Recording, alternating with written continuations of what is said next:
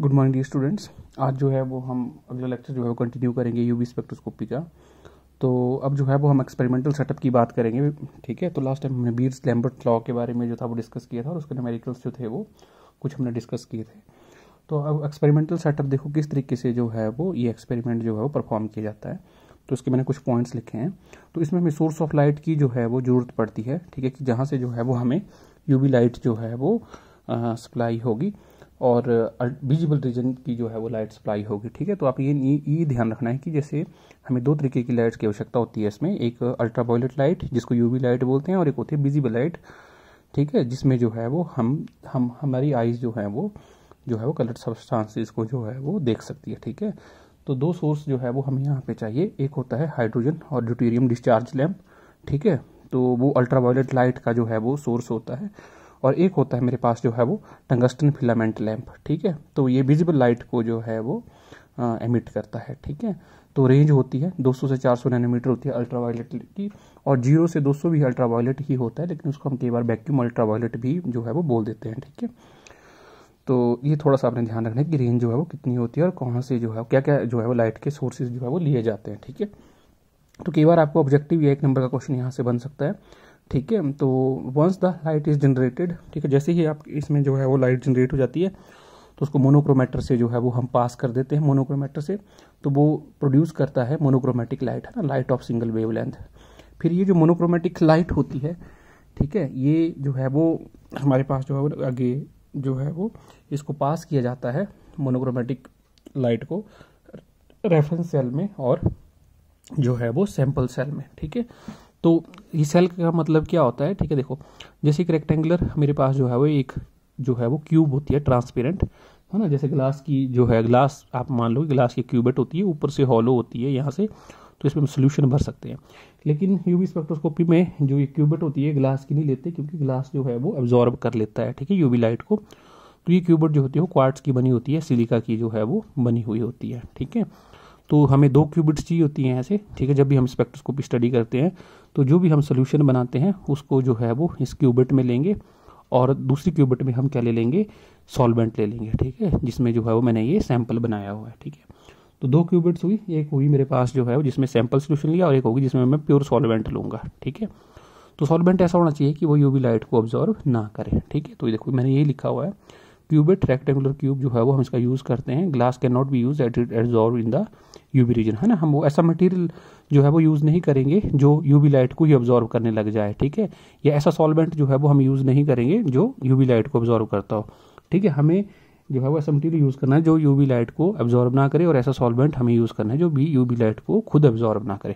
Absorb किसको करना चाहिए, जो मैंने सल्यूट लिया हुआ है। ठीक है, उसके बाद जो है ये जो दो क्यूबिट्स होती हैं इनको जो है वो हमें नाम दे देंगे। ठीक है, तो in one cuvette sample solution is taken and it is known as sample cell cuvette. ठीक है, इन अनदर क्यूबिट, ठीक है, सॉल्वेंट इज टेकन और हम उसको क्या बोल देंगे, उसको हम बोल देंगे रेफरेंस जो है वो क्यूबिट बोल देंगे, रेफरेंस सेल बोल देंगे। तो वो भी ऑब्जॉर्व नहीं करेगा आपका यूवी लाइट को। ठीक है, अब जो लाइट यूवी लाइट होगी मतलब अल्ट्रावायलेट और विजिबल लाइट होगी, when it pass through both cells, तो रेफरेंस सेल जो है वो ट्रांसमिट कर देगा सारी की सारी लाइट को। इट मीन्स उस वहाँ पे ट्रांसमिटेंस क्या होगी 100%, वो ऑब्जॉर्बेंस क्या होगी 0 हो गई।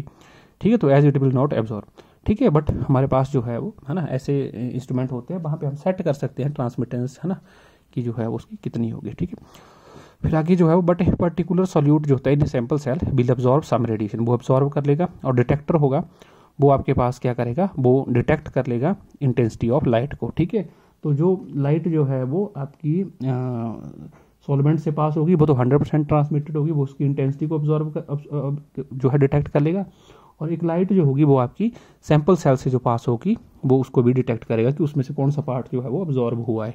ठीक है, तो डिटेक्टर काम ये है। उसके बाद जो है वो, है ना, हम कंप्यूटराइज जो है वो वहाँ पे ग्राफ जो है वो कंपैरिजन से जनरेट कर लेते हैं कि कहाँ पे हमें लाइट जो है वो ऑब्जॉर्ब जो है हुई है, और वहाँ के कॉरस्पॉन्डिंग हमें जो है वो एक मैक्सिमा मिल जाता है। ठीक है, तो ये जो है वो हमारे पास जो है वो इसका एक्सपेरिमेंटल जो है वो सेटअप होता है। ठीक है, तो जिस वेवलेंथ पे वो हमारे को पीक आएगी, मैक्सिमम पीक आएगी, उसको हम जो है वो लैम्डा मैक्स भी बोल देते हैं, उसको हम क्या बोल देते हैं, लैम्डा मैक्स बोल देते हैं।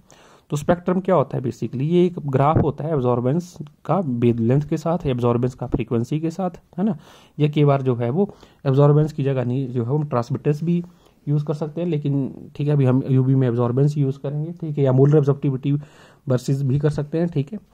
तो ये देखिए आपके पास जो है वो आपने ये डायग्राम बना सकते हो अगर आपको एक्सपेरिमेंट के बारे में पूछेगा। तो सोर्स ऑफ रेडिएशन लेना है पहले, फिर मोनोक्रोमेटर लेना है, ठीक है, आपकी बुक में बनी हुई है। तो जैसे source of radiation I, monochromator ने उसको सिंगल वेवलेंथ में कन्वर्ट किया। मोनोक्रोमेटर से मैंने जो मोनोक्रोमेटिक लाइट होती है वो सैम्पल सेल से भी पास की साइमल्टेनियसली और रेफरेंस सेल से भी पास की। फिर डिटेक्टर में जाके जो है वो आपके पास इसको डिटेक्ट करेगा और वहाँ पे मेरे को ग्राफ आ जाएगा यूवी स्पेक्ट्रोस्कोपी का, एब्जॉर्बेंस ए वर्सेस लैम्डा, ठीक है। तो इस तरीके से जो है वो मेरे पास जो है वो इसकी रिकॉर्डिंग हो जाती है। तो ये मेरा क्या हो गया, एक्सपेरिमेंटल सेटअप हो गया, ठीक है। तो ये आप इसके कुछ पॉइंट्स जो है वो आप है ना लिख सकते हो। उसके बाद जो है वो आपका अगला क्वेश्चन बनता है कि explain the principle of UV spectroscopy, ठीक है। तो आप कई बार इंटरव्यूज वगैरह में जाओगे आगे भी, तो वहाँ पे भी आपसे जो है वो इस तरीके के क्वेश्चन जो है पूछे जाते हैं। अगर आप केमिस्ट्री को रिप्रेजेंट कर रहे हो कि भाई प्रिंसिपल बताओ आप, है ना, यूवी स्पेक्ट्रोस्कोपी का, IR स्पेक्ट्रोस्कोपी का, NMR स्पेक्ट्रोस्कोपी का, है ना, जितनी भी स्पेक्ट्रोस्कोपी है उनका प्रिंसिपल आपको आना चाहिए, ठीक है। तो बेसिकली देखो इस स्पेक्ट्रोस्कोपी में हो क्या रहा है, ठीक है ना, मॉलिक्यूलर लेवल पे जो है वो क्या जो है वो आपके पास जो है वो फिनोमेना हो रहा है, ठीक है। एनर्जी हम दे रहे हैं यूवी लाइट की, अल्ट्रावायलेट और विजिबल की, है ना। तो ये कौन सा फिनोमेना जो है वो अंदर हो रहा है, ठीक है। तो अब आप देखो इसमें क्या हो रहा है basically, as we know in the atom और molecules the various energy levels are present, है ना। आपने पढ़े हुए हैं वेरियस एनर्जी लेवल्स होते हैं, है ना, जिसको मैं शेल बोल देता हूँ, E2 E3, है ना। तो बहुत सारे शेल होते हैं जैसे कि LMN आपने लोअर क्लासेस में भी पढ़े हुए हैं। और आपको पता है कि इलेक्ट्रॉन जो है वो इन्हीं सेल्स में जो है वो रिजाइड करता है, सेल के अंदर, सब शेल के अंदर जो है वो ऑर्बिटल, है ना, आपने ये सारा पढ़ रखा हुआ है। तो मैं मान के चलूंगा कि मेरे पास एक इलेक्ट्रॉनिक एनर्जी लेवल है, फिर दूसरा इलेक्ट्रॉनिक एनर्जी लेवल है, तीसरा मेरे पास इलेक्ट्रॉन का एनर्जी लेवल है, इनको बोलते हैं इलेक्ट्रॉनिक एनर्जी लेवल्स, ठीक है। तो ईच मॉलिक्यूल जो होता है इट विल एब्जॉर्ब, इसका अपना जो है वो ईच मॉलिक्यूल का अपना अरेंजमेंट होता है एनर्जी लेवल का, है ना, अपना अपनी स्पेसिंग होती है। तो स्पेक्ट्रोस्कोपी में बेसिकली हम क्या करते हैं, यूवी स्पेक्ट्रोस्कोपी में हम इलेक्ट्रॉन की ट्रांजिशन करते हैं in these electronic energy levels में, ठीक है। हम क्या करते हैं, इनकी ट्रांजिशन करते हैं, ठीक है। तो देखो मैंने ये दो लेवल बनाए हुए हैं E1 और E2, ठीक है। तो इन दोनों के बीच में गैप है, उसको मैंने डेल्टा E बोला, ठीक है, कि आपके पास जो है ये गैप है। और इस गैप को आप लैम्डा के साथ कोरिलेट कर सकते हो कि delta E equal to HC/, lambda, है ना, कि मुझे जो है वो यहाँ से लैम्डा क्या आ जाएगा, lambda is equal to HC/ delta E। तो मुझे कौन सी वेवलेंथ जो है वो रिक्वायर्ड है इलेक्ट्रॉन को यहाँ से लेके यहाँ तक जंप करने की, है ना। तो आपको एनर्जी गैप पता होना चाहिए, जितना एनर्जी गैप है तो आपको बता सकते हो कि मेरे को इतने वेवलेंथ की अगर लाइट मिल जाए तो मैं इलेक्ट्रॉन को यहाँ से इस लेवल तक जंप करवा सकता हूँ, ठीक है। तो इलेक्ट्रॉन जिस इलेक्ट्रॉनिक एनर्जी लेवल में रिजाइड करता है हम उसको नाम देते हैं होमो, उसको क्या नाम देते हैं, होमो। ये बहुत इंपॉर्टेंट है। और उससे जो ऊपर वाला जो एनर्जी लेवल होता है, जो खाली होता है, जो वेकेंट होता है, हम उसको क्या बोलते हैं, lowest unoccupied molecular orbital, LUMO बोल देते हैं, ठीक है।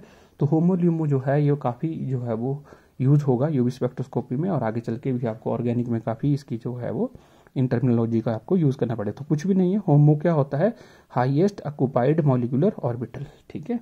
और ल्यूमो क्या होता है, लोएस्ट अनऑक्युपाइड मॉलिक्यूलर ऑर्बिटल, ठीक है। तो जहाँ पे इलेक्ट्रॉन प्रेजेंट होगा लास्ट में हमने उसको क्या बोल दिया, होमो बोल दिया। और उससे अगले वाला जो इलेक्ट्रॉनिक एनर्जी लेवल होता है जहाँ पे इलेक्ट्रॉन प्रेजेंट नहीं होता तो हम उसको क्या बोलते हैं, ल्यूमो बोलते हैं। तो बेसिकली ट्रांजिशन होती है होमो से ल्यूमो के बीच में, ठीक है। तो प्रिंसिपल जो है वो मेरे पास यही बनता है यूवी स्पेक्ट्रोस्कोपी का, कि हम यहाँ पे क्या करवाते हैं, इलेक्ट्रॉनिक ट्रांजिशंस करवाते हैं एक एनर्जी लेवल से दूसरे एनर्जी लेवल पे, ठीक है। तो ये जो है वो आपका प्रिंसिपल बन गया, इसीलिए हम इसको यूवी स्पेक्ट्रोस्कोपी को कई बार क्या बोलते हैं, इलेक्ट्रॉनिक स्पेक्ट्रोस्कोपी भी इसको जो है वो हम नाम देते हैं, ठीक है। तो जब प्रॉपर वेवलेंथ की लाइट जो है वो स्ट्राइक करेगी मॉलिक्यूल में, तो वहाँ पे जो है वो एनर्जी को अब्जॉर्ब करेगा और अपने हायर एक्साइटेड स्टेट में जो है वो चला जाएगा, ठीक है। तो जो लाइट ट्रांसमिट होगी उसमें वो रीजन जो है वो गायब होगा, है ना, वो प्रेजेंट ही नहीं होगा, क्योंकि वहाँ से वो लाइट को उसने अब्जॉर्व कर लिया है। और जो सॉल्वेंट के थ्रू लाइट आएगी वहाँ पे तो 100% लाइट आई, तो वहाँ के कंपैरिजन से मुझे पता चल जाएगा कि इसने कौन सी लाइट जो है वो एब्जॉर्व की है, ठीक है। तो ये ध्यान रखना है आपने, यूवी स्पेक्ट्रोस्कोपी जो है बेसिकली एब्जॉर्प्शन स्पेक्ट्रोस्कोपी होती है। कैसी होती है, एब्जॉर्प्शन स्पेक्ट्रोस्कोपी होती है, ठीक है। एक एमिशन स्पेक्ट्रोस्कोपी भी होती है जिसमें हम एमिटेड लाइट को स्टडी करते हैं, लेकिन उस केस में हमें कंपाउंड को क्या करना पड़ता है, हीट करना पड़ता है, बहुत ज़्यादा जो है वो वहाँ पे हीटिंग रिक्वायर्ड होती है। तो कई बार वहाँ पे बॉन्ड, है ना, ब्रेकिंग जो है वो हो सकती है। ठीक है, तो ये भी आपके लिए कई बार जो है वो नॉलेज के लिए है ना, कई बार एक आधा नंबर का क्वेश्चन पूछ सकता है वो आपसे कि हम इसमें इमिशन स्पेक्ट्रा क्यों नहीं स्टडी करते। ठीक है, तो इतना ही आप इसमें लिखोगे है ना कि UV spectroscopy measure the absorption of light which is responsible for the electronic transition, है ना, सिंपल सी बात।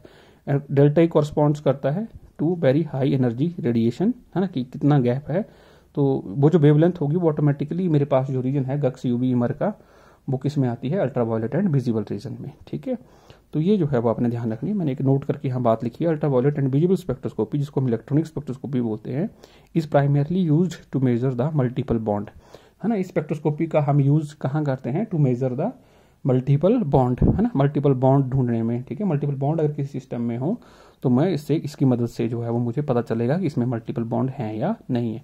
या मान लो मेरे पास जो है वो एरोमेटिक सिस्टम उसमें है या नहीं है, ये कंजुगेटेड है, ठीक है, या नहीं है विद इन द मॉलिक्यूल, है ना, एरोमेटिक कंजुगेशन है, वहाँ पे डबल बॉन्ड ट्रिपल बॉन्ड है, वहाँ पे सी डबल बॉन्ड ओ है ना। इस तरीके से मुझे मल्टीपल बॉन्ड्स के बारे में इंफॉर्मेशन मिलती है ना। मैं ये नहीं बोल सकता कि फंक्शनल ग्रुप के बारे में मुझे पता चलता है, फंक्शनल ग्रुप का जो पता करता है वो IR स्पेक्ट्रोस्कोपी बताती है।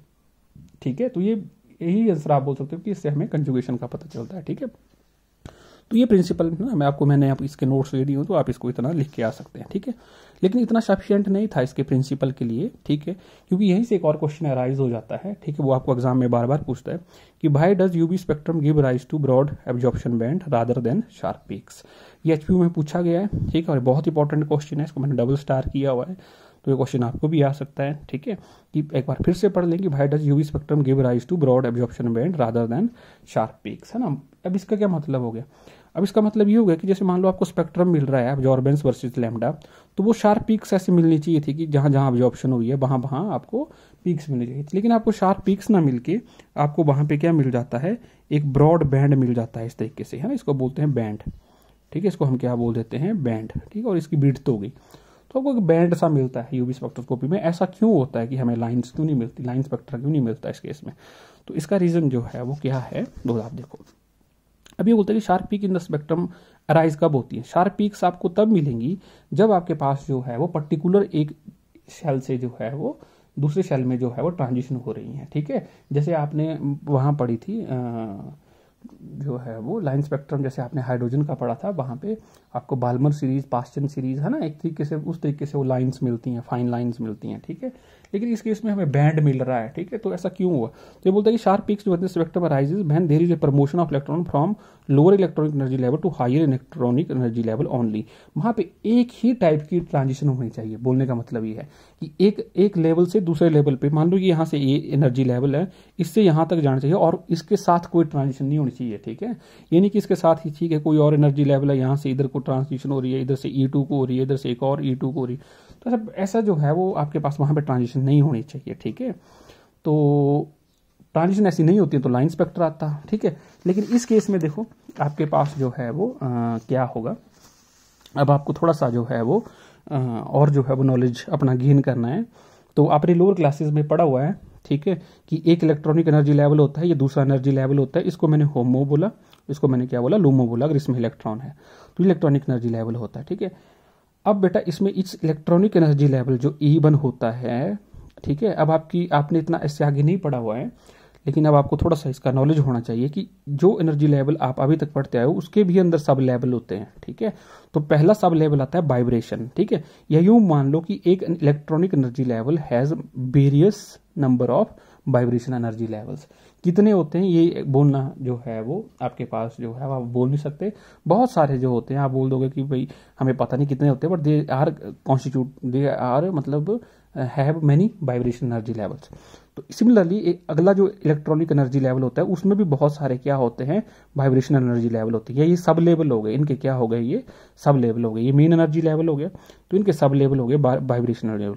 ये क्लोजली स्पेस है, देखो इनमें स्पेसिंग जो है वो बहुत कम होती है, इसकी स्पेसिंग देखो डेल्टा E है, लेकिन इनकी स्पेसिंग क्या होती है, बहुत कम होती है। ठीक है, अब और फर्दर देखो वाइब्रेशनल एनर्जी लेवल के अंदर भी रोटेशनल एनर्जी लेवल होते हैं। ठीक है, देखो मैंने ब्लैक कलर के यहाँ पे बनाए हुए हैं। ठीक है, इनको मैंने B1 B2 B6 इस तरीके से बोला, जो मेरे पास वाइब्रेशनल एनर्जी लेवल थे, इनको मैंने जो अंदर एक ब्लैक है J1 J2 J3 है ना, इस तरीके से जो है उसको मैंने बोल दिया। तो ईच वाइब्रेशनल एनर्जी लेवल जो होता है it is further made up of rotational energy level, है ना। बोलने का मतलब क्या हो गया कि जैसे मान लो हमें लग रहा था कि पहले जो है वो हमें एक ही एनर्जी लेवल अभी तक पड़ा हुआ है, लेकिन उसके अंदर भी सब लेवल्स होते हैं, उसके अंदर और ज़्यादा सब लेवल्स होते हैं, ठीक है। तो वही बात आगे बोलने की, जैसे मान लो आपके पास जो है वो एक रूम है, ठीक है, तो हमें लग रहा है कि वो एक ही रूम है, लेकिन उसमें जब हम अंदर गए तो वहाँ पे हमें पहले एक और रूम मिल गया, ठीक है, तो उसको मैंने बोल दिया वाइब्रेशन एनर्जी लेवल। अच्छा, उस रूम के अंदर एक और रूम मिल गया, ठीक है, तो उसको मैंने क्या बोल दिया, रोटेशनल एनर्जी लेवल। तो इस तरीके से जो एवरी रूम है उसमें जो है वो वाइब्रेशनल और अब एक रूम में जो 2 रूम्स हैं, तो वैसे मैं ऐसे बोल सकता हूँ कि आपके पास एक एनर्जी लेवल में जो है वो बहुत सारे रोटेशनल और वाइब्रेशन एनर्जी लेवल जो है वो पॉसिबल होते हैं, ठीक है, प्रेजेंट होते हैं। तो इससे क्या फर्क पड़ता है, देखो अब ये बोलता है कि ईच इलेक्ट्रॉनिक एनर्जी लेवल, है ना, इसको मैंने लिख दिया नोट्स में, is associated with closely spaced vibration energy level and even these vibration energy levels are packed with rotational energy levels, है ना। ये फर्दर रोटेशनल एनर्जी लेवल से जो है वो जुड़े हुए होते हैं, ठीक है। लेकिन आपने ये ध्यान रखना कि डेल्टा ई जो एनर्जी गैप होगा वो इलेक्ट्रॉनिक एनर्जी में सबसे ज्यादा होता है, उससे कम एनर्जी गैप, है ना, डेल्टा बी में होता है, B2 माइनस B1, इनमें एनर्जी गैप और बहुत ही एनर्जी कम गैप होता है बिटवीन 2 रोटेशनल एनर्जी लेवल, जिसको मैंने डेल्टा जे बोला हुआ है। तो अगर आपको एनर्जी गैप कोई पूछता है वो तो देखने से मुझे डायग्राम से पता चलता है। तो जब भी अगर आपको क्वेश्चन आता है तो ये डायग्राम बनाओ और आप मेन एक्सप्लेनेशन लिखो, पूरी कहानी लिखने की जरूरत नहीं है, ये डेल्टा ई, डेल्टा बी और डेल्टा जी, ठीक है। मेन डायग्राम लिखो कि इलेक्ट्रॉनिक एनर्जी लेवल होता है, वाइब्रेशन होता है, फिर रोटेशनल होता है, ठीक है। तो अब उसके बाद मैं मेन बात पे आता हूँ कि क्यों वहां पे मुझे फाइन लाइन नहीं मिलती और वहां पे मुझे इस तरीके का एक बैंड जैसा मिलता है। तो बोलता है कि जब आप इलेक्ट्रॉन के जंप की बात करते हो कि ये यहाँ से लेके यहाँ तक जंप करता है, तो ये बोलता है कि वहां पे प्रोबेबिलिटी होती है कि इलेक्ट्रॉन अपने इस लेवल से ना जंप करे, वो थोड़ा सा इस लेवल से वाइब्रेशन एनर्जी लेवल से जंप कर रहा है, जो है वो E2 के वाइब्रेशन एनर्जी लेवल में। हो सकता है कि वो इसके रोटेशनल से जंप कर रहा है किसी E2 के रोटेशनल पे, तो ये ट्रांजिशन भी पॉसिबल है, ठीक है। देखो इलेक्ट्रॉनिक ट्रांजिशन तो होंगी E1 से वो E2 तक तो जाना ही है, लेकिन इसके साथ साथ जो है ये बोलता है कि ऐसे भी हमारे पास जो है वो केसेस हैं जिसमें वाइब्रेशनल से वाइब्रेशनल, ठीक है, रोटेशनल से रोटेशनल, इस तरीके से जो है वो यहाँ का वाइब्रेशनल ऊपर वाले का वाइब्रेशन, यहाँ का वाइब्रेशनल ऊपर वाले का वाइब्रेशनल, तो ये एडिशनल ट्रांजिशन जो है वो पॉसिबल्स जो है वो होती हैं, ठीक है। तो हम यहाँ पे मैं बात करूंगा, देखो नोट्स में, तो ये बोलता है कि since energy gap of various vibration energy level and rotational energy level is small, so these transition also accompany a particular electronic transition, ठीक है। In one line to say beside electronic transition there will be sidewise, important है, देखो in one line to say beside electronic transition there will be sidewise vibrational as well as rotational transition, ठीक है। And this will require large number of wavelengths, ठीक है। Obvious सी बात है, एक wavelength इसके लिए चाहिए, थोड़ी सी डिफरेंस इसके लिए चाहिए, थोड़ी सी डिफरेंट इसके लिए चाहिए, इसके लिए, तो वो आपको ये बोलता है कि it require large number of wavelength which will differ slightly in their energy, तो उनकी एनर्जी में बड़ा कम डिफरेंस होता है, ठीक है। तो देखो ये जो मैंने लाइनें लगाई कि एक वेवलेंथ ये बड़ी चाहिए, एक वेवलेंथ ये बड़ी चाहिए, अगली उससे बड़ी चाहिए, अगली ट्रांजिशन के लिए ये वाली वेवलेंथ चाहिए, है ना, कि मान लो जैसे ये एब्जॉर्बेंस वर्सेस जो है वो लैम्डा वाला का ग्राफ है, तो ये बोलता है कि इस तरीके से जो है वो बहुत सारी वेवलेंथ जो है वो मुझे रिक्वायर होंगी, ठीक है, एक पर्टिकुलर ट्रांजिशन के लिए। सिर्फ एक ट्रांजिशन की बात कर रहा था, लेकिन उसके साथ साथ जो है वो यहाँ पे नंबर ऑफ ट्रांजिशन जो है वो हो रही हैं, तो जिसकी वजह से जो है क्लोजली स्पेस्ड लाइन का मेरे पास एक यहाँ पे जो है वो बैंड सा प्रेजेंट हो जाता है। तो जैसे ही मैं इस लाइन से ऐसे चलूंगा तो मुझे हम्प सा जो है वो यहाँ पे मिल जाता है। तो आंसर यही है कि पढ़ा तो हमने क्या था प्रिंसिपल में कि इसमें इलेक्ट्रॉनिक ट्रांजिशन होती हैं, लेकिन हमें पता चला जब हमने इसका केस स्टडी किया तो हमें ये पता चला कि वहाँ पे तुम्हें बैंड मिल रहा है।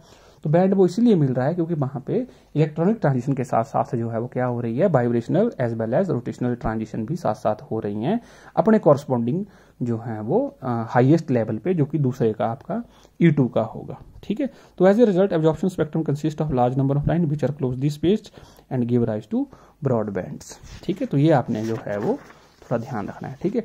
अब सबसे इंपॉर्टेंट जो है वो क्वेश्चन बियर-लैम्बर्ट लॉ के बाद जो आपका आता है वो आता है explain the various transition observed in UV spectroscopy with suitable example, ठीक है।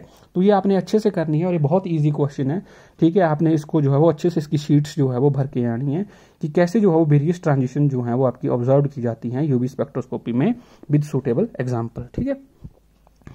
तो अब देखो इलेक्ट्रॉनिक ट्रांजिशन जो होती हैं, हमें इसमें इलेक्ट्रॉनिक ट्रांजिशन की बात करेंगे, तो इसका मतलब होता है कि हम इलेक्ट्रॉन को प्रमोट करवाएंगे लो हाईएस्ट ऑक्यूपाइड मॉलिक्यूलर ऑर्बिटल से लोएस्ट अनऑक्युपाइड मॉलिक्यूलर ऑर्बिटल में, है ना। अब आपको पता चल गया एक होमो होता है और दूसरा क्या होता है, ल्यूमो होता है।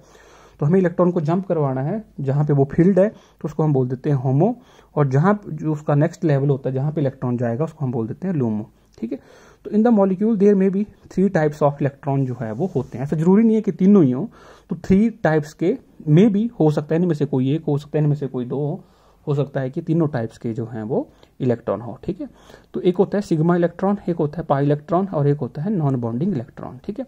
तो सिग्मा इलेक्ट्रॉन होता है these are present in sigma molecular orbital, है ना। आपने एमओटी पढ़ी हुई है तो आपको इसका नॉलेज है। पाई इलेक्ट्रॉन जो होता है ये रिजाइड करता है पाई मॉलिक्यूलर ऑर्बिटल में, ठीक है।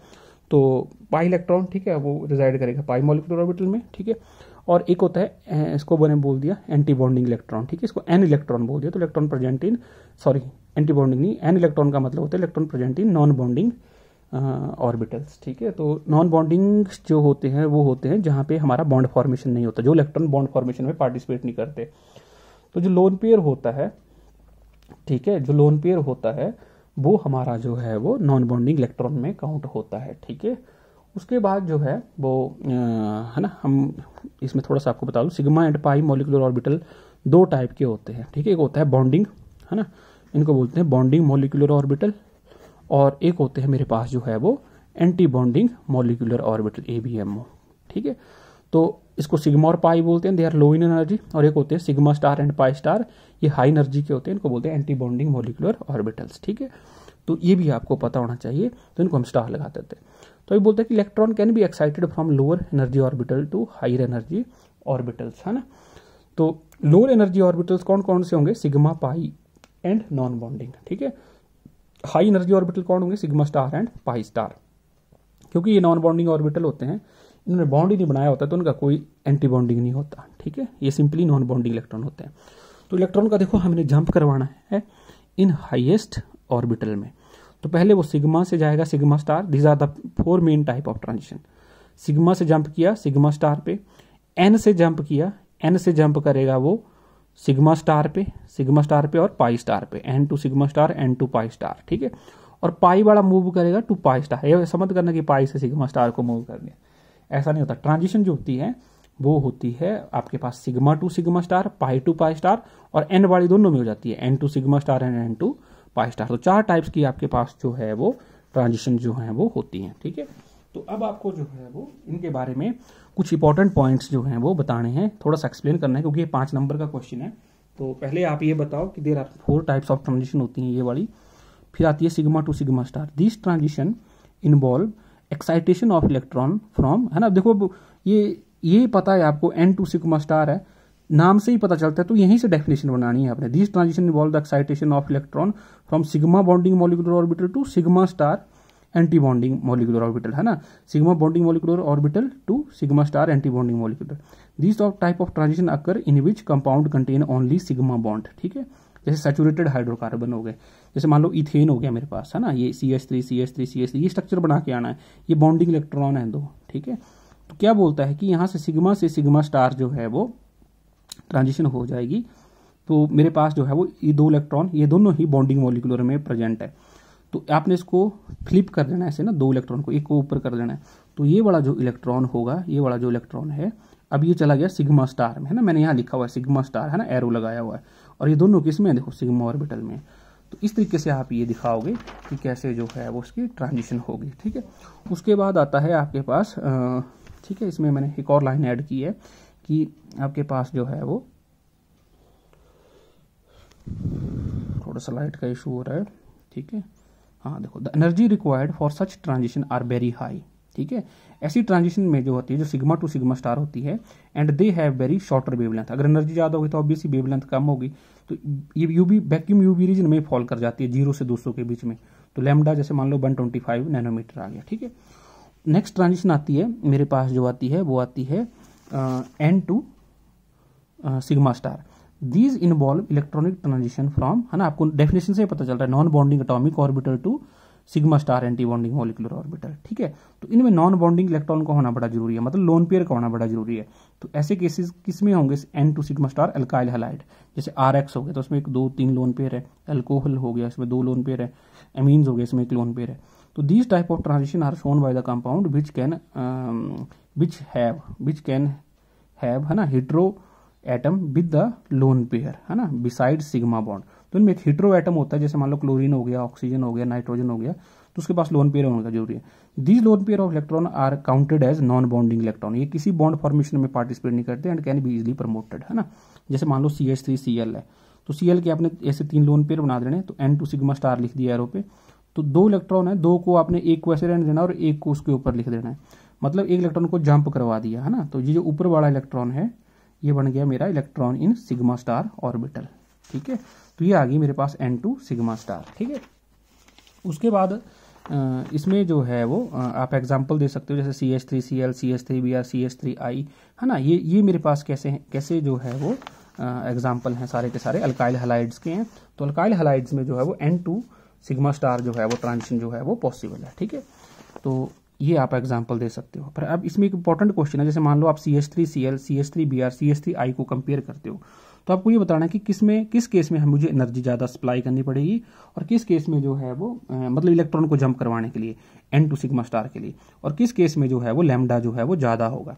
तो अब आपको पता है क्लोरीन, ब्रोमीन और आयोडीन में इलेक्ट्रॉन एक्टिविटी जो है वो क्लोरीन की ज़्यादा होती है। तो यहाँ पे जो नॉन बॉन्डिंग इलेक्ट्रॉन होंगे वो उनको मुझे ज़्यादा एनर्जी सप्लाई करनी पड़ेगी to jump into the sigma star orbital, क्योंकि क्लोरीन की इलेक्ट्रॉन एक्टिविटी क्या है, ज़्यादा है, इनको होल्ड करके रखेगा। ब्रोमीन की कम है तो मुझे यहाँ ज़्यादा एनर्जी की जरूरत नहीं है।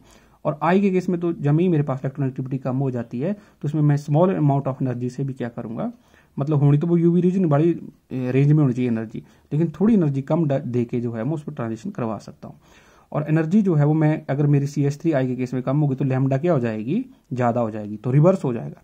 तो जब भी आप N2 सिग्मा स्टार ट्रांजिशन की बात करेंगे इन तीनों के केस में, तो लैम्डा मेरा क्या करेगा, इधर को इंक्रीज करेगा, बट एनर्जी क्या करती, डिक्रीज करती है ना। तो ये कॉमन सी चीज़ें हैं, क्योंकि एनर्जी और लैम्डा में क्या है, मेरे पास इनवर्स रिलेशनशिप है, ठीक है। तो यही मैंने इसमें लिखा हुआ है, ठीक है। सेम एग्जाम्पल वो कंपेयर करते हैं कि एक अल्कोहल है और एक RNH2 है, अमीन है और एक अल्कोहल है। तो आपको बात करनी है N2, मैंने बात करनी है N2 यहाँ पे N2 सिग्मा स्टार की बात करनी है। तो ROH और मेरे पास जो है वो NH2 के केस में जो है वो मुझे बताना है आंसर। इलेक्ट्रॉन एक्टिविटी को कंपेयर करना ऑक्सीजन और नाइट्रोजन की, तो आपको पता है ऑक्सीजन की इलेक्ट्रॉन एक्टिविटी जो है वो ज़्यादा होती है, ठीक है। तो जिसकी इलेक्ट्रॉन एक्टिविटी जो है वो ज़्यादा होती है वो इलेक्ट्रॉन को जो है वो क्या करेगा, इजिली जो है वो वहाँ पे होल्ड करके रखेगा, है ना, इलेक्ट्रॉन को होल्ड करके रखेगा और वो उसको जंप नहीं करने देगा। तो मतलब वहाँ पे ज़्यादा एनर्जी रिक्वायर्ड है। तो ROH के केस में ज़्यादा एनर्जी रिक्वायर्ड होगी तो लैम्डा कम होगी, NH2 के केस में कम एनर्जी रिक्वायर्ड होगी और लैम्डा क्या होगी, ज़्यादा होगी, है ना। यही लिखा हुआ है इसमें मैंने, तो आप ये कर सकते हैं। तीसरे नंबर पे आती है N2 पाई स्टार, है ना। N2 पाई स्टार मतलब नॉन बॉन्डिंग इलेक्ट्रॉन से वो पार्ट जंप करेगा पाई स्टार, लेकिन जब पाई की इन्वॉल्वमेंट होगी तो मतलब वहाँ पे पक्का जो है वो आपका पाई बॉन्ड होगा, ठीक है। तो ये बोलता है कि ऐसे केसेस में होगा ये जहाँ पे मल्टीपल बॉन्ड भी जो है वो आपका क्या हो, प्रेजेंट हो, ठीक है। तो मल्टीपल बॉन्ड प्रेजेंट होने का मतलब ये हो गया कि मेरे पास जो C डबल बॉन्ड हो, C जो है वो मेरे पास जो है वो यहाँ पे C डबल बॉन्ड S हो, फिर N डबल बॉन्ड हो, C ट्रिपल बॉन्ड हो। तो in these transition electron is promoted from non bonding atomic orbital to anti bonding pi star orbital. These transition require low energy as comparison to N2 sigma star और sigma to sigma star. इन दोनों से इसमें हमें कम energy चाहिए होती है, तो उसको कैसे दर्शाएंगे, जैसे कार्बोनाइल कंपाउंड हो गया, C double bond O, 2 loan pair है, तो N2 पाई स्टार की, तो ये वाला इलेक्ट्रॉन जो 2 नॉन बॉन्डिंग थे इनमें से एक चला जाएगा पाई स्टार में, है ना। तो ये मेरे पास 3 बच गए। और जो यहाँ वाला एक इलेक्ट्रॉन था वो आपने ना उसको इस पाई से ऊपर बनाना है यहाँ पे, क्योंकि यहाँ बॉन्डिंग मॉलिक्यूलर ऑर्बिटल है, इससे ऊपर क्या होता है, एंटी बॉन्डिंग मॉलिक्यूलर ऑर्बिटल होता है। तो यहाँ पे एंटी बॉन्डिंग है ना, electron in pi star anti bonding orbital. तो ये होता है मेरे पास सैचुरेटेड एल्डिहाइड और कीटोन्स में, ठीक है। तो इंटेंसिटी ऑफ सच ट्रांजिशन क्या होती है, वेरी लो होती है, ठीक है। तो लो होने का मतलब इंटेंसिटी लो होने का मतलब ई मैक्स की वैल्यू, एप्सिलॉन की वैल्यू या आपके पास जो है मोलर रिसेप्टिविटी की वैल्यू क्या है, कम होती है। फिर लास्ट आती है pi to pi star transition. This transition occur in unsaturated compounds which contain double bond और ट्रिपल बॉन्ड, ठीक है। In this transition electron is promoted from bonding, है ना, पता ही चल रहा है, bonding pi molecular orbital to pi star anti bonding molecular orbital, है ना। This transition require high energy than the N2 pi star, है ना। जो मेरे पास ये n2 पाई स्टार हो उससे मुझे ज़्यादा energy pi to pi star के केस में जो है वो चाहिए होती है, ठीक है। तो ये वाली डायग्राम जो है वो आप इसमें बना सकते हो। ये डायग्राम आपने जरूर बना के आनी है जब भी आप इलेक्ट्रॉनिक ट्रांजिशन के बारे में डिस्कस करते हो। Energy required for different transition, देखो ये है सिग्मा, ये है पाई और ये है एन, ठीक है। ये है पाई स्टार और ये है सिग्मा स्टार, ठीक है। तो ये मेरे पास होमो हुआ और ये मेरे पास क्या हुआ, लूमो हुआ, ठीक है। तो सबसे पहले आप इधर बनाओगे, यहाँ पे मार्किंग करोगे सिग्मा, फिर पाई, फिर उसके बाद नॉन बॉन्डिंग इलेक्ट्रॉन होते हैं। तो सिमिलरली यहाँ पे जो है वो ऑर्डर क्या आ जाएगा मेरे पास, क्योंकि यहाँ पे जो है वो मेरे पास सिग्मा है, तो सिग्मा से ऊपर होगा मेरे पास सिग्मा स्टार। अगर सिग्मा जितने नीचे है सबसे ऊपर भी सिग्मा स्टार आएगा। फिर पाई है तो पाई यहाँ पे, पाई स्टार यहाँ पे आएगा और फिर ये नॉन बॉन्डिंग इलेक्ट्रॉन यहाँ आएंगे। तो बस आपने यही बना लेना कि यहाँ से ऐसे आपने लाइन लगा लेनी है, यहाँ से सिग्मा, ये पाई हो गया और ये मेरे एन हो गए। तो एन से बनाना आपने सिग्मा स्टार, पाई से बनाना आपने पाई स्टार, एन से बनाना आपने पाई स्टार, है ना। एन से दो होंगे, एन से पाई स्टार भी होगा और एन से सिग्मा स्टार भी होगा। पाई से पाई स्टार होगा ओनली और सिग्मा से सिग्मा स्टार। ये होमो है, लूमो है, ये होमो और ये लूमो, ठीक है। देखो होमो लूमो का गैप है ना आपके पास जो है वो इस तरीके से आएगा, ठीक है। These are the energy required for different transition, ठीक है। ये डायग्राम आप जरूर बना के आना, ठीक है। उसके बाद ये बोलता है कि आपके पास जो है वो, जब आप इसकी बात कर रहे थे pi to pi star transition की, तो ये बोलता है कि but when there is a more than one double bond जो होते हैं यहाँ प्रेजेंट होते हैं कंजुगेशन, तो आपके पास जो है वो, है ना, पाई टू पाई स्टार ट्रांजिशन के बीच में, तो अगर एक से ज़्यादा डबल बॉन्ड जो है वो वहाँ पे प्रेजेंट होते हैं, तो आपके पास जो है वो डेल्टा ई पे क्या फर्क पड़ेगा, ठीक है। तो देखिए अब इसमें कुछ लाइट का जो है वो इशू आ रहा है, ठीक है।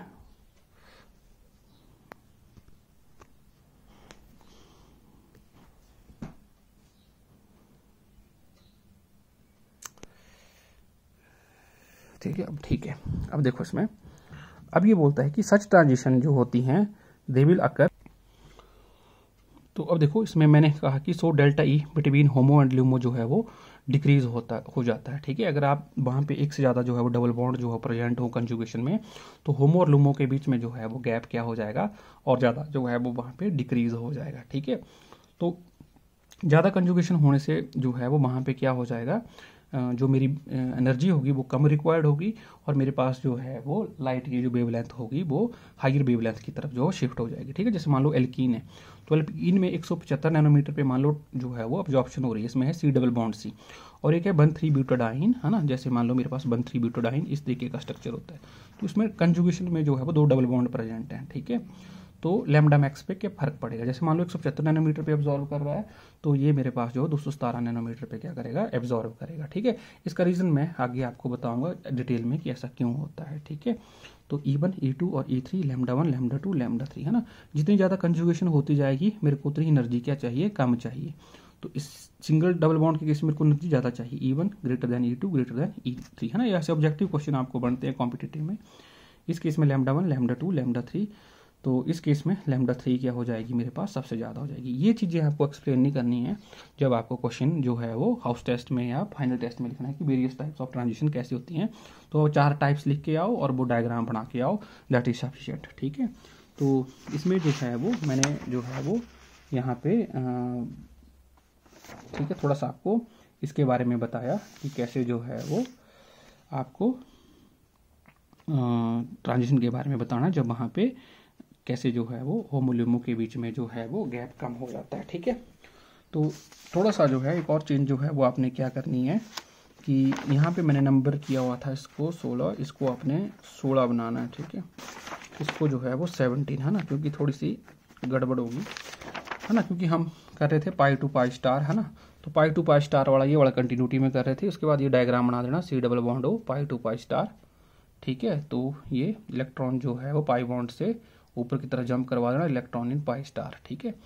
उसके बाद जो है आपके पास जो है वो ये क्वेश्चन आ जाएगा, what is the effect of conjugation on the UV spectrum, है ना, जिसकी मैं बात कर रहा था आपको कि एक आपके पास जो है वो डबल बॉन्ड है और एक आपके पास जो है वो यहाँ पे 1,3 ब्यूटाडाइन है, ठीक है। तो इसमें जो है वो आपके पास ये बन जाएगा होमोल्यूमो, और ये मेरे पास जो है वो बन जाएगा, मेरे पास जो है वो एल्कीन है, और ये मेरे पास क्या है 1,3 ब्यूटाडाइन है, ठीक है। तो यहाँ पे जो है वो अब आपके पास जो है जो 1,3 ब्यूटाडाइन है उसमें डबल बॉन्ड जो है वो एक से ज़्यादा है, तो वहाँ पे 2 बॉन्डिंग मॉलिक्यूलर ऑर्बिटल होंगे और 2 मेरे पास क्या होंगे, एंटी बॉन्डिंग मॉलिक्यूलर ऑर्बिटल होंगे, क्योंकि यहाँ पे जो है वो 2 पाई बॉन्ड है तो टोटल 4 इलेक्ट्रॉन है, तो जितने मेरे पास इलेक्ट्रॉन होंगे उतने मेरे पास मॉलिक्यूलर ऑर्बिटल होंगे। यहाँ पाई बॉन्ड 1 है तो 2 इलेक्ट्रॉन है तो 2 ही मेरे पास ऑर्बिटल होंगे, एक बॉन्डिंग एक एंटी बॉन्डिंग। यहाँ पे 4 इलेक्ट्रॉन है तो 2 बॉन्डिंग 2 एंटी बॉन्डिंग। तो क्या होता है कि जैसे मेरे पास डबल बॉन्ड का नंबर बढ़ता जाएगा और वो भी कंजुगेशन में हो, तो इस तरीके से मेरे पास पाई 1 पाई 2 है ना। अगले केस में जैसे मान लो 3 बॉन्ड होते तो क्या आ जाता है, इधर पाई 1 पाई 2 पाई 3 इधर से स्टार्ट हो जाता है ना, पाई 1 पाई 2 पाई 3 है ना। तो जो गैप होता है जिसको होमोलुमो गैप बोलते हैं वो मेरा क्या करता जाता है, डिक्रीज करता जाता है, ठीक है। तो आपने इसको बोलना comparison of pi to pi star transition in ethene and 1,3 butadiene. तो सिंपल आपके पास एक क्वेश्चन है कि इफेक्ट ऑफ कंजुगेशन का क्या फर्क पड़ता है, ठीक है। तो आप यही बोलोगे in ethene there is a double bond होता है which contain 2 pi electron, 1 pi bond will have 1 bonding and 1 anti bonding molecular orbital, so there is a sufficient gap होता है होमो से ल्यूमो के बीच में, है ना। और यही चीज़ मैं आपको एक्सप्लेन कर चुका हूँ कि जो अब जब आपके पास जो है वो कंजुगेटेड सिस्टम आ जाएगा तो उसमें जो है वो 2 bonding 2 anti bonding molecular orbital हो जाएंगे 1,3 ब्यूटाडाइन के केस में। अगर 3 पाई बॉन्ड होते तो 3 मॉलिक्यूलर ऑर्बिटल और 3 एंटी बॉन्डिंग मॉलिक्यूलर ऑर्बिटल होते, ठीक है। तो फिर आपको जो है वो आंसर लिख सकते थे कि जैसे जैसे कंजुगेशन बढ़ती जाएगी एनर्जी मेरी कम होती जाएगी और जो गैप होगा मेरा मेन होमोल्यूमो के बीच में वो क्या होता जाएगा, कम होता जाएगा, ठीक है। और मेरी वेवलेंथ जो है वो हायर वेवलेंथ की तरफ जो है वो शिफ्ट करती जाएगी, ठीक है। तो it means with increase in conjugation wavelength of absorption will also increases, ठीक है, means shift to longer wavelength. इसी शिफ्ट को हम बोलते हैं रेड शिफ्ट या बेंथोक्रोमिक शिफ्ट बोलते हैं, ठीक है। एक एग्जाम्पल है बीटा कैरोटीन, है ना, जो गाजर में प्रेजेंट होता है ये, ठीक है, कैरेट में। तो इसमें 11 जो है वो पाई बॉन्ड होते हैं, तो उसका लैम्डा मैक्स देखो विजिबल रीजन में फॉल करता है जाके इतना हाई नंबर पे 455 नैनोमीटर पे, ठीक है। तो ये जो है वो थोड़ा सा आपने याद रखना है कि जो इफेक्ट ऑफ कंजुगेशन होता है ये इंक्रीज करता है also value of molar extinction coefficient, ठीक है। तो जैसे मान लो एक्सटिंक्शन कोफिशिएंट 15,000 था तो ये कितना हो जाएगा, 21,000 हो जाएगा। तो कंजुगेशन का फर्क इंटेंसिटी पे भी इंक्रीज होता है और increase in intensity is known as hyperchromic shift, हम उसको क्या बोलते हैं, हाइपरक्रोमिक शिफ्ट बोलते हैं, ठीक है। तो कंक्लूजन क्या निकला कि व्हेन डबल बॉन्ड जो है वो ज़्यादा बढ़ेंगे और कंजुगेशन में होंगे तो होमोल्यूमो गैप डिक्रीज करेगा, डेल्टा ई दोनों के बीच में डिक्रीज कर जाएगा, एनर्जी जो है वो रिक्वायर्ड कम होगी और वेवलेंथ जो हो जाएगी वो क्या हो जाएगी, ज़्यादा हो जाएगी। तो lambda max will shift to longer wavelength, उसको बेंथोक्रोमिक या रेड शिफ्ट बोला। और मेरी इंटेंसिटी भी क्या कर जाएगी, इंक्रीज कर जाएगी, है ना, उसको बोलते हैं हम हाइपरक्रोमिक जो है वो शिफ्ट बोलते हैं, ठीक है। अब बहुत 2 इंपॉर्टेंट आपको राइट शॉर्ट नोट्स आते हैं कि क्रोमोफोर और ऑक्सोक्रोम क्या होते हैं, ठीक है। तो इनको केयरफुली समझना, ठीक है, कि आपके पास क्रोमोफोर क्या होते हैं, ठीक है। पुराने टाइम में क्रोमोफोर को ऐसा बोला जाता था कि ये ऐसे ग्रुप्स होते थे जो कलर इम्पार्ट करते थे ऑर्गेनिक कंपाउंड्स को, ठीक है। लेकिन ऐसा जरूरी नहीं है, अब रिसेंट डेफिनेशन ये आ गई है कि ऐसा जरूरी नहीं है कि क्रोमोफोर जो है वो कलर इम्पार्ट करेंगे या नहीं करेंगे, ठीक है। इसकी डेफिनेशन को हमने क्या बना दिया कि एनी ग्रुप, है ना, with in the molecule which show absorption in the visible region में शो करे या अल्ट्रावायलेट रीजन में शो करे, हम उसको क्या बोलते हैं, क्रोमोफोर बोलते हैं, ठीक है। तो यूवी में अगर वो एब्जॉर्व करेगा तो वो कलर्ड नहीं होगा, अगर वो विजिबल में एब्जॉर्व करेगा तो कलर्ड होगा। तो कोई भी ग्रुप जो यूवी में एब्जॉर्व करे और विजिबल रीजन में एब्जॉर्व करे तो उसी ग्रुप को हम क्या बोल देते हैं, क्रोमोफोर बोल देते हैं। तो पूरा का पूरा मॉलिक्यूल जो होता है वो रिस्पॉन्सिबल नहीं होता ट्रांजिशन के लिए, उसका कुछ ही पार्ट जो है वो इन्वॉल्व होता है ट्रांजिशन में, तो हम उसको जो है वो क्या बोल देते हैं, क्रोमोफोर। जैसे मान लो 1,3 ब्यूटाडाइन, सॉरी मेरे पास जो है वो ये वाला सिंगल बॉन्ड है, इधर डबल बॉन्ड है और इधर सिंगल बॉन्ड है, ये है मेरे पास ब्यूट टू इन। तो इसका ये जो डबल बड़ा बॉन्ड है यही पार्टिसिपेट करेगा पाई टू पाई स्टार ट्रांजिशन में, ठीक है। ये वाला इन्वॉल्व नहीं होगा, ये CH वाला कोई इन्वॉल्वमेंट नहीं है इसमें, CH वाले में कोई इन्वॉल्वमेंट नहीं है अभी। तो जब मैं पाई टू पाई स्टार की बात करूंगा तो ये मेरा क्रोमोफोर मेन हो जाएगा, C डबल बॉन्ड C वाला, है ना, C डबल बॉन्ड। तो इस पार्ट को जो कोवलेंटली बॉन्डेड पार्ट होगा इसको मैं क्रोमोफोर बोलूंगा, जो यूवी में एब्जॉर्व करेगा।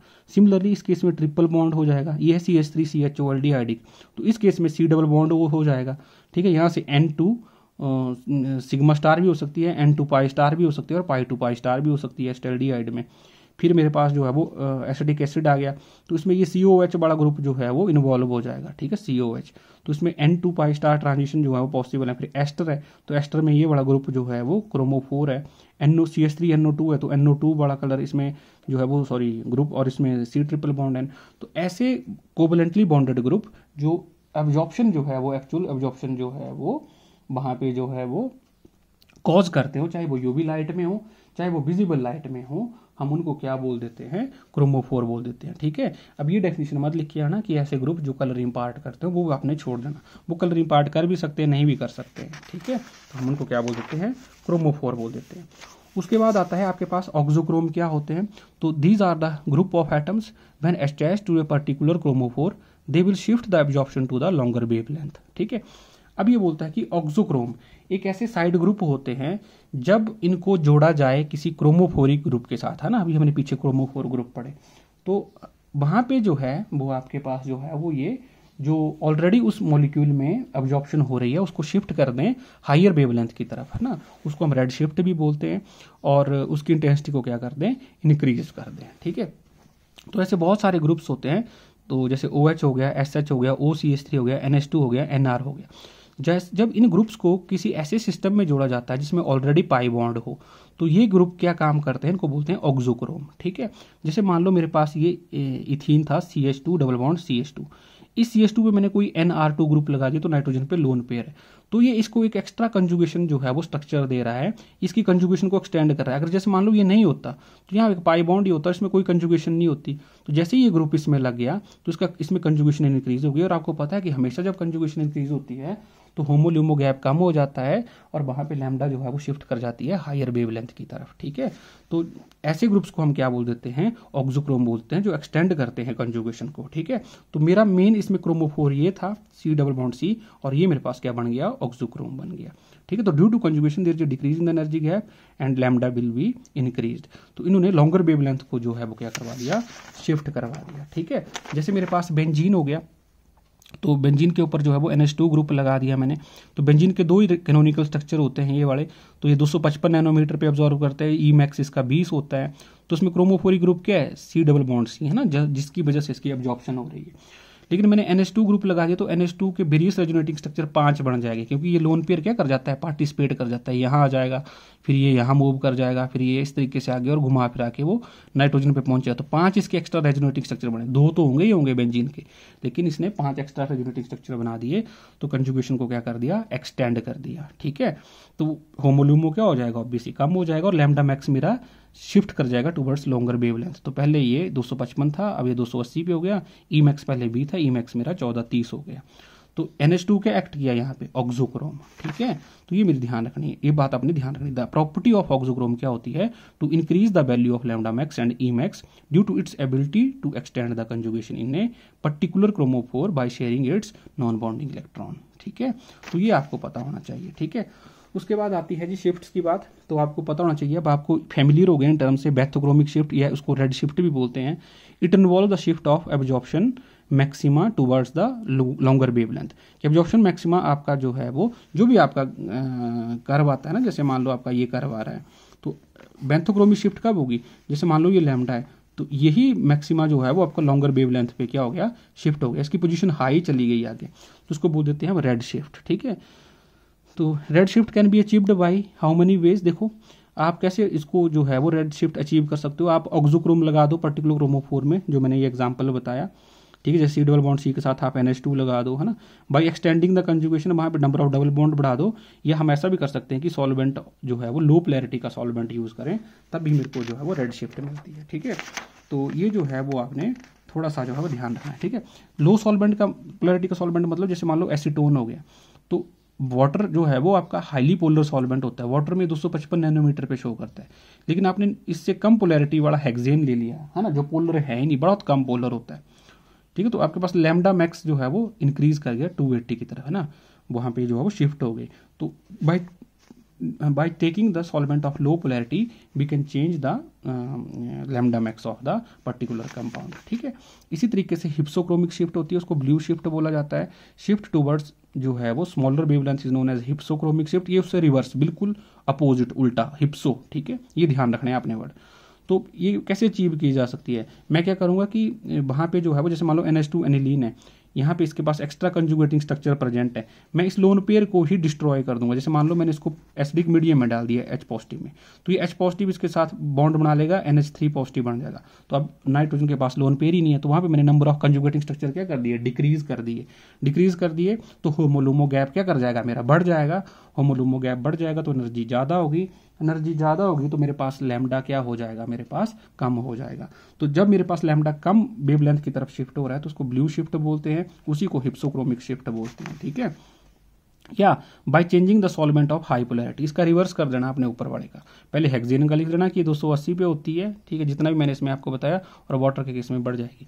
ये सॉल्वेंट इफेक्ट बोलते हैं, इसका रीजन आपको मैं सॉल्वेंट में दूंगा कि ऐसा क्यों होता है। ठीक है, तो उसके बाद आता है हाइपोक्रोमिक शिफ्ट।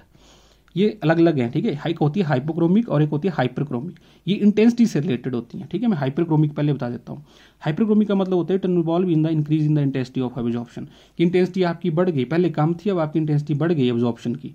बाय इंट्रोड्यूसिंग ये सेम फिनोमिना जो मेरा बेथोक्रोमिक शिफ्ट का है, मैं ऑक्सोक्रोम लगाऊंगा तो रेड शिफ्ट की तरफ भी जाएगी और मेरी इंटेंसिटी ऑफ एब्जॉर्प्शन भी बढ़ेगी। बाय एक्सटेंडिंग द कंजुगेशन में एक्सटेंड करूंगा तब भी मेरी ई मैक्स की वैल्यू बढ़ेगी। हाइपरक्रोमी का मतलब का बोलने का मतलब है कि मेरा ई मैक्स बढ़ रहा है। ठीक है, तो जो जितनी भी बेथोक्रोमिक शिफ्ट होती हैं, रेड शिफ्ट होती हैं, they are accompanied by hyperchromic shift, उनमें ऑटोमेटिकली हाइपरक्रोमिक शिफ्ट जो है वो हो जाती है। ठीक है, एक होती है हाइपोक्रोमिक। हाइपो का मतलब होता है लेस, तो इसका मतलब हो गया कि this is decrease in the intensity of the absorption is known as hypochromic shift. ठीक है, this is decrease in the intensity is produced due to distortion of the geometry of the molecule, कि उसमें कुछ distortion हो गई। ठीक है, कि वहां पे कुछ ऐसा ग्रुप लग गया कि जिसमें जो है वो मॉलिक्यूल ही उसकी सिमेट्री चेंज थोड़ी सी हो गई। ठीक है, तो इस केस में ई मैक्स क्या कर जाएगा, मेरा डिक्रीज कर जाएगा। तो जनरली हिप्सोक्रोमिक शिफ्ट जो होती है वो कब होती है, जब आपके पास जो है वो हिप्सोक्रोमिक शिफ्ट होती है, उनके साथ ही ये ऑटोमेटिकली हाइपोक्रोमिक शिफ्ट हो जाती है। ठीक है, तो इस तरीके से जो है वो आप शिफ्ट्स का जो है वो एक्सप्लेन करोगे। ठीक है, और ये यहाँ पे ग्राफ में बड़ा अच्छा समझाया गया है कि ये ई मैक्स है, ये लैम्डा मैक्स है। तो ये बड़े ग्राफ है ना, इस तरीके का प्लस का साइन लगाया हुआ है ना इस मैक्सिमा के ऊपर। ये मेरा कोई मैक्सिमा, मेरा कोई ग्राफ आ रहा है। अगर ये मेरा ग्राफ हायर वेवलेंथ की तरफ मूव करते तो इधर को होगी बेथोक्रोमिक शिफ्ट, और अगर ये लोअर वेवलेंथ की तरफ मूव करते तो होगी हिप्सोक्रोमिक ब्लू शिफ्ट, जिसको मैं बोलते हैं। बेथोक्रोमिक का मतलब हो गया रेड शिफ्ट। अगर मेरी इंटेंसिटी होती है ये वाली पीक है ना, ये वाली, अगर ये मेरी पीक और ज़्यादा बढ़ती है, ये पीक यहाँ आ रही है, ये पीक और ऊपर हो गई, तो उसको बोलते हैं हाइपरक्रोमिक, मतलब इंटेंसिटी बढ़ रही है। अगर ये पीक मेरी और ज़्यादा लो आ रही है तो मतलब इंटेंसिटी मेरी कम हो रही है, तो उसको बोलते हैं हाइपोक्रोमिक शिफ्ट। ठीक है, तो ये थोड़ा सा आपने पढ़ लेना है। और एक क्वेश्चन मेरा ये रहा, effect of solvent and choice of solvent, ये भी बड़ा इंपॉर्टेंट है। हो सकता है आपको कल हाउस टेस्ट में या है ना अगले फाइनल एग्जाम में आपका पास ये भी आ जाए। तो इसका जो है वो मैं थोड़ा सा नोट्स जो है वो आपको मॉर्निंग में या बाय द इवनिंग इस क्वेश्चन को मैं सॉल्व करके आपको डाल दूंगा।